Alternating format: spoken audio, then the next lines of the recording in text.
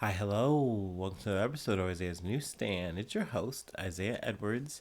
The date is April 1st, 2023. Hopefully, this episode finds you well, in good spirits, with high hopes.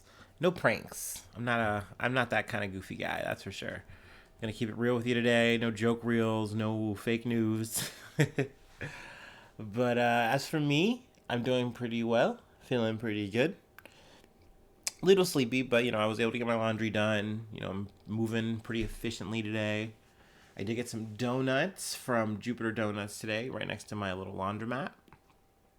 And I got was it a few donuts, but I gotta say the highlight, the standout, was a cookies and cream cookie, and it was very delicious. Definitely one of the better things I've gotten from there, and they generally just keep making banger after banger. So it was just nice to get something like that. Oh, I feel like I've never had this before. It tastes good. It doesn't disappoint. So yeah, kudos. Other than that, like I said, we're moving. We're doing good. We're moving. We're grooving. So we can go and get into some news. Let's see, from the Associated Press, FTX founder Sam Bankman-Fried, charged with paying a $40 million bribe. So yeah, from here on out, we're gonna refer to him as SBF. It's easier to do the acronym. But let's see, $40 million bribe to one or more Chinese officials to unfreeze assets relating to his cryptocurrency business in a newly rewritten indictment unsealed Tuesday. Also adding that it looks like in the language from the charge, or from like the statement, that there's going to be a fifth arrest imminent. So that's an interesting development, that it seems like more people are going to get caught up in the wake of this whole thing. I imagine it's probably another FTX employee. Now, I guess a quick catch up to maybe the uninitiated and potential new viewers, listeners. But essentially, FTX, what Super Bowl ads, maybe top of 2021, something like that. Just a lot of cryptocurrency. This is a cryptocurrency exchange. They were making a lot of risky bets and maneuvers with customers' money, which they were not supposed to be doing. But I guess the double blind was kind of that FTX wasn't doing it per se, but Alameda Research Group, which was like his initial startup company, which he started up with some other like key players who are kind of been indicted but are making plea agreements. So it's all kind of come to a head once things came to light. Similarly to the bank run that we've talked about before, people were like pulled out all their money, and essentially the whole thing kind of deflated, because essentially it really was just a scheme. Now here we are. SBF, he's fought extradition.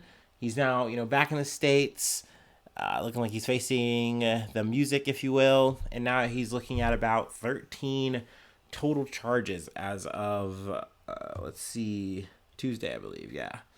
So we'll see. Definitely this is an interesting development. I should say, I guess, kind of what happened, but his money was frozen, or the company money was frozen, that was running through China, and he had tried like to lobby it, tried to do what he could to grease the wheels to see like, okay, what can I do to make this right? But essentially it boiled down to, okay, you have to give us this large sum of money, this $40 million. So he broke it up in like payments that he had via cryptocurrency. And when we say 40 million, it was 40 million in the current crypto that they had. So obviously, if they didn't spend that, those crypto little things, little fake real monies, then that they're on the wire for that. That being said, they did like an installment where, like I said, there was a bunch of people who were not affiliated with FTX. They made their own accounts, had like enough money, and they sent it all into this wallet. This unnamed wallet was then sat there. Once SBF got the okay and he got his accounts unfrozen, he then put out even more money via that account. So, there's definitely a trail here that can be traced. And I imagine that they were just trying to wait to put that together before they added that to the stack of charges. And I mean that's the whole goal here is they really do want to make an example of a guy like SBF, and I feel like it's rightly so. This guy really was trying to just grease all the palms, make crypto look really good, really profitable. Oh, it's even safe, but really it was never safe. And once people looked under the floorboards, they saw that this was all really gross and bad, and now people are on the hook for shit. So definitely an interesting development. We'll see if there's more to come. Also from the Associated Press, FDA approves over-the-counter Narcan. Here's what it means. So this was a development that I kind of heard about, I want to say, at the top of March. And it looks like things are moving along with it. But the U.S. Food and Drug Administration on Wednesday approved selling the leading version of Naloxone without a prescription, setting the overdose reversing drug on course to become the first opioid treatment drug to be sold over the counter. It's a move that some advocates have long sought as a way to improve access to a life-saving drug, though the exact impact will not be clear immediately. Sorry. Blech. But essentially, what is it? It is a spray that you can use when you see that, like, oh, this person I know, or whoever this is, they're overdosing. Either, let's see, like heroin, fentanyl, things like that, like opioids. So you apply this as like a nasal spray, and it's something that can offset the overdose that's taking place and potentially save the person, bring them back. So it is a very life-saving drug. I think there was potentially some pushback in the beginning when this first became a thing, where like there's this weird notion that if you save an addict from death, you're enabling them. And any kind of line like that, there's just some conservative thought where it's like, oh, are we really making this? Are we really helping anything? Like, what really they need to just quit and just go cold turkey, da da da da. And it's like, no, that's not practical at all. Like, I'd even say you need to take it in the other direction, and this is just a step along the way. But I definitely think something like this is great because you're at least giving people a fighting chance out there to say, like, hey, now you've overdosed, you've went to the brink. And not to mention, with this, there is definitely a lot of training that is important to talk about and say that comes with using Narcan. But essentially, you take it, you bring the person back, then afterwards you're supposed to like call 911, which obviously is something that, in the moment, people can be really upset about, especially, if you're a user, you don't get into any trouble. You just came out of a high that you thought you were totally fine in, and now it's like, oh wait, what are you talking about? No. But these are things that can at least help not only bring a person back, but then put them on a track to hopefully get better, to get off, these drugs and be in a much better situation. So yeah, I mean, I think this is definitely a win. It's a dub. We'll see though in terms of what it means for the price. I think right now it is $50 and you get like a pack of 2. It remains to be seen what the price is going to be now that is going to be over the counter. Also with insurance, it might be a potential thing, whether or not they're going to continue to cover it. But I think more access is good. I think it's definitely an improvement in this conversation. Making naloxone available more widely is seen as a key strategy to control the nationwide overdose crisis, which has been linked to more than 100,000 U.S. deaths a year.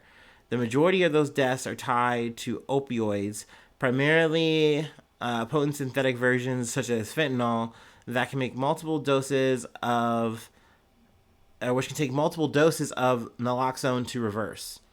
So it's like I said, it's just good that this is now moving from a thing that you can only have with a prescription to saying, hey, I can just go to, maybe even in the future, hopefully not just my local pharmacy and get it, but just have this ready available, So, yay. That's the good news. That's the silver lining, if you ask me. There's more here, but I'll leave that to my, my super newsies or whatever. The ones who are better than me, they really got to get all the news, suck it up with a straw. Well, it's there for you. That's why I do the little resource sourcing or whatever I do, the little bit that I do. Let's see. Now we're moving on to some trains. I have more train news, and of course, it's not good train news. From Valley News Live, update.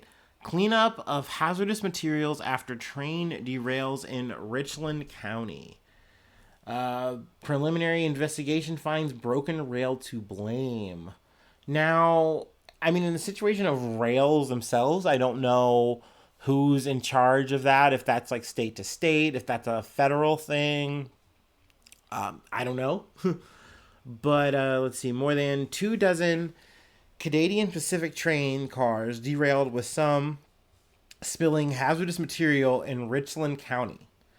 Authorities say it happened around 11:15 p.m. on Sunday, March 26, approximately 1 mile southeast of Windermere, North Dakota. Canadian Pacific's primary investigation finds a broken rail as the cause of the derailment. 31 cars of a 70-car train derailed. Some of the cars contained hazardous materials including propylene, ethylene glycol, and liquid asphalt. At this time, authorities are saying there's no danger to the public, which is a relief to locals like Ed Gorger,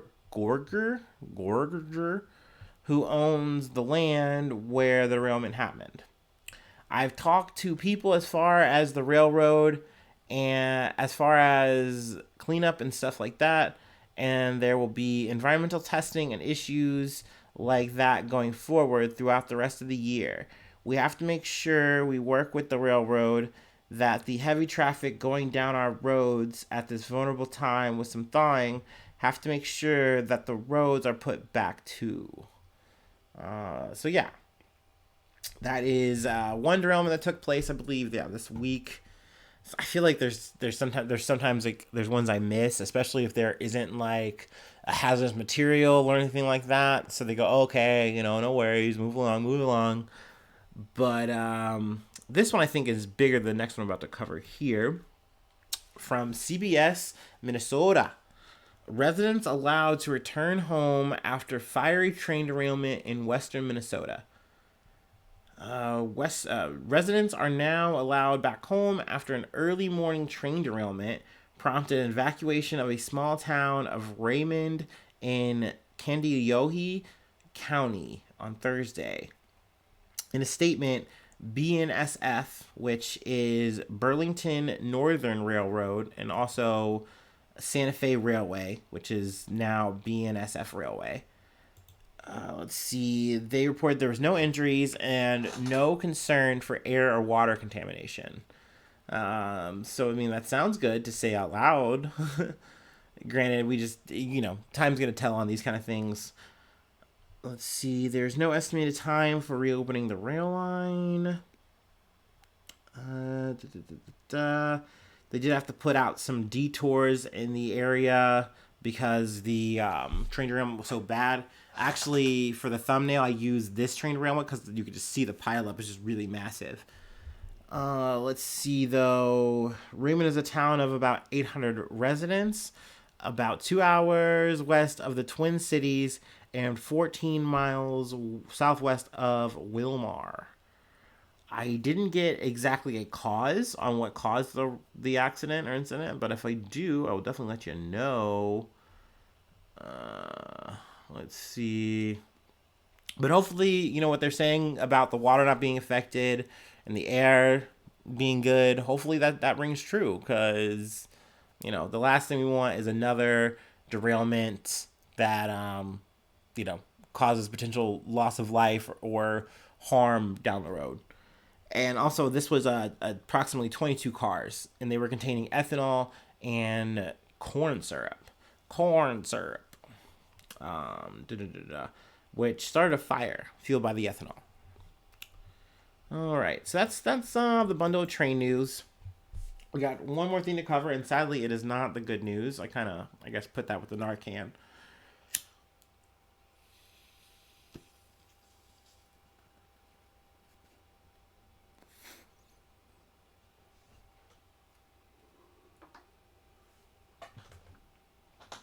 Ooh wee.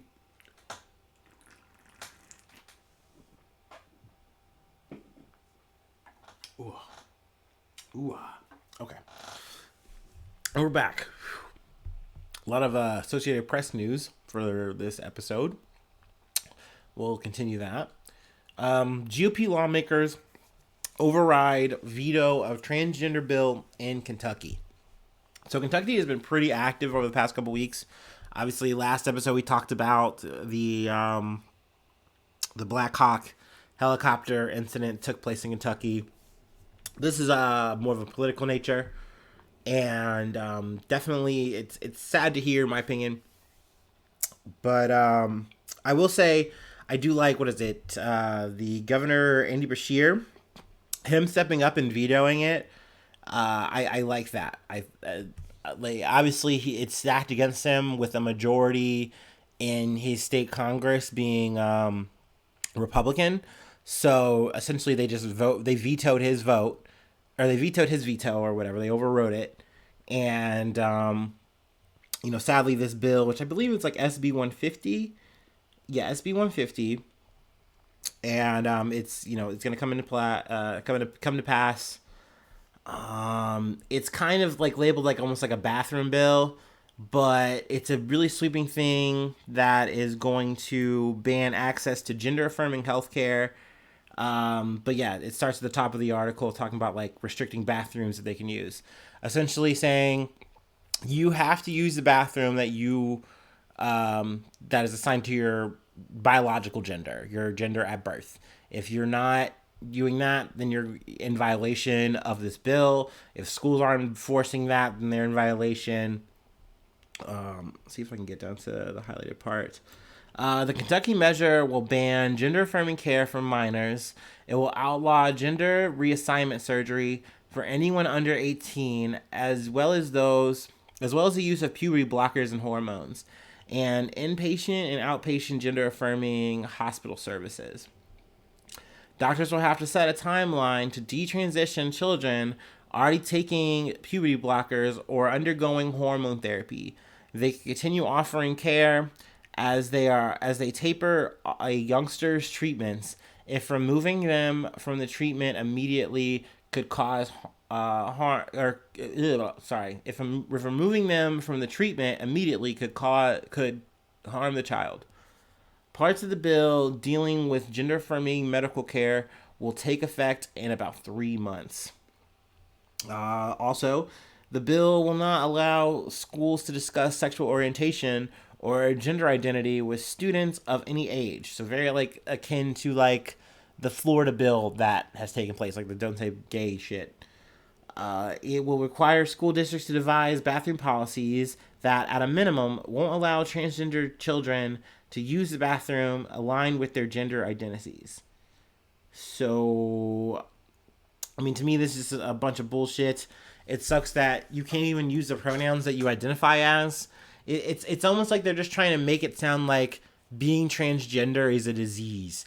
Or I've heard it described by some of these lawmakers as like a fantasy that if you choose to go down the road that maybe you don't see now, but in like decades of time, you're going to go back and regret. And whereas really that's just a individual's opinion, and I can have my own opinion, but statistics show that if you try to hamper these people, if you try to hamper any person, that the odds of suicide go up, that the quality of life goes down. The only thing you're changing is the perceived view at large. But really, when you're talking to any of these individuals, you're putting them through a hell they didn't need to go through. When they could just go through these processes now, not have to go through a puberty that they don't want to go through, that they clearly do not identify with. And it's hard to have this conversation with people. I do try sometimes at work, because I have people who obviously have a lot more different views than I do. And they go down to this very binary thought of, you're either a boy or you're a girl. That's just the way this is. And if you have these delusions or thoughts, then they're just that. They're just those things. And to try to make it anything else is wrong. And I have such a problem getting to people like this, because I know I could show them statistics. I could get his philosophy, like, I can philosophize with these people as much as until I'm blue in the face. And I do try to a point, but a lot of times I know that we're going to come right back around to this because they just are not open to the idea that gender is something that you can choose. You can choose to change it. It is an identity that you can adopt or just not have. If it does not resonate with you, then you have the ability to change it. And nowadays, and that's another thing too, is that I've heard people try to say, well, this is a trend, this is a fad, and people are just riding a wave. They don't really know what they want. And it's like, dude, this isn't like a music genre. This has been going on since before you or I were a thought. It's been going on since ancient civilizations. It will go into the future. People and the idea of gender, it's always been a conversation. It's always been a thing. Like, and the idea of trying to suppress it has always been real. And the understanding and realization that it is a fluid flowing thing has also been real. It's just, civilizations will come to these conclusions and then they'll lose the conclusions. It just depends on where we're at in the timeline. But I generally think this is a step back. Also, I think there's about 11 other states that are already doing this, and I'm sure there's more that are trying to adopt it. So, I mean, obviously, like I said, this shit makes me sad. It's definitely a bummer. And I like I said, I think the most fucked up thing is that they think they're doing kids a favor, when I don't think that's the case at all. I think you're harming the kids that really know already in their heart what they want, who they want to be. And you're also advocating the behavior of like trying to bully and oppress people who have these thoughts, because you're calling them fantasies. You're calling them like mental health diseases. And that's another thing too that really fucking bothers me, is that you'll hear people on the right or conservatives or whatever say, hey, we need to like work on mental health.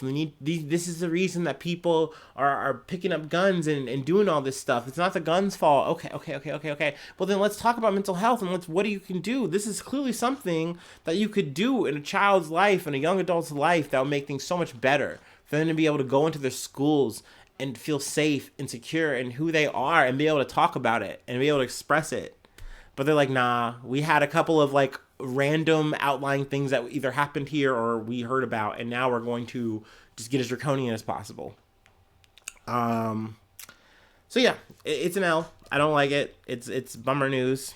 But you gotta talk about the good, the bad, happy, and the sad. But that's all I got. I thank you so much for tuning in. If you'd like to support the podcast, patreon.com/Isaiah News gets you bonus episodes, gets you a hot link to the Discord. Discord is free. Just hit me up for that, but hot link's there. Also, you get newsy stat. Oh, I dropped my phone. Whoopsie daisy. Have all my little names in here. We're going to do the newsy roll call now, actually. I try to remember to do it at the top, but sometimes I forget. I'm only human. All right. Drum roll. All right. Shout out to my newsies. I love you so much. First and foremost, Stephanie Renee. Hey. Denver McIntosh. Thank you so much, sir. Salute. Edward Haas. And I'm going to give the plug for Edward Haas, Commander's Conclave. Check it out. They make Magic the Gathering Commander content. If you're not familiar with that, please check it out. You can learn real quick. It's very fun. It's a very fun Magic the Gathering card game. But, there's hijinks. There's fun. Sling some cardboard around. I'm on it sometimes as a guest. So, yes, I highly recommend. Good newsy. But let's see. Free ways to hit me up, though. IsaiahNews1@gmail.com. And then I'm on Facebook. I'm on Twitter. I am terminally online. So you can find me pretty easily on there. Or the podcast. Also, YouTube as well. Feel free to like, subscribe. Give me all the stars. High marks. We love it. Thank you so much. And hopefully I see you soon for some more good news. I love ya. Bye-bye. Mwah.